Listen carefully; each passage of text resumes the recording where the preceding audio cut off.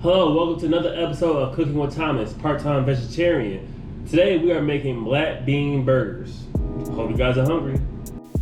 The ingredients we're going to be using today are 2 cans of black beans, paprika, garlic powder, onion powder, cumin, an egg, and red bell peppers. And I feel like I'm forgetting something.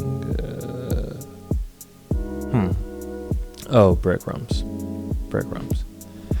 So, first thing we do is we grab the 2 cans of black beans and we start mashing them in a bowl. Make sure you get you a nice sized bowl, mash them with a potato masher or use a fork. A fork may take longer though. So as I mash them, oh wait, hold on.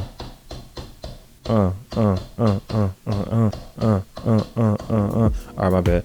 Alright, so got done mashing them. So I decided to put 1 cup of breadcrumbs into the mix. Go ahead and shake a little around there. I threw in some paprika. Don't remember the measurements. Oh, what's that? Garlic powder. Threw in the onion powder. Oh, extra dab. Threw in. What the heck is that? Don't remember. Threw a little bit of that in there. And an egg. Now this is completely optional. I threw in the chili powder and I threw in some red bell pepper. This is just me winging it. I had a taste for red bell pepper, so I threw that in there.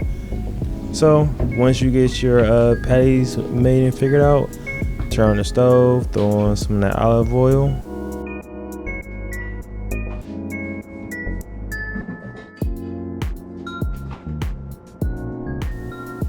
Get the skillet all nice and hot and lubricated. Oiled up. And start throwing the patties on the skillet. It's just like making a regular hamburger, to be honest. This is before I flipped. And this is me flipping them.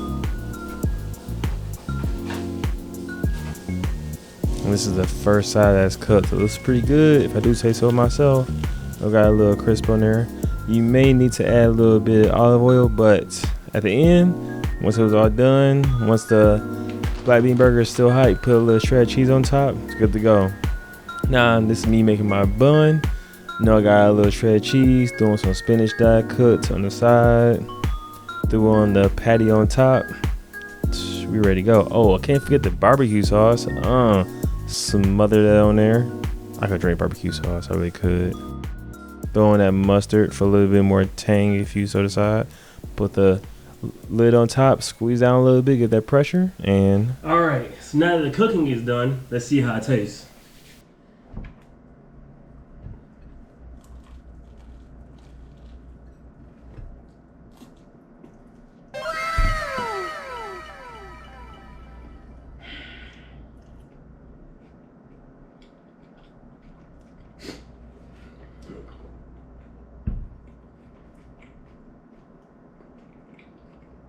So good.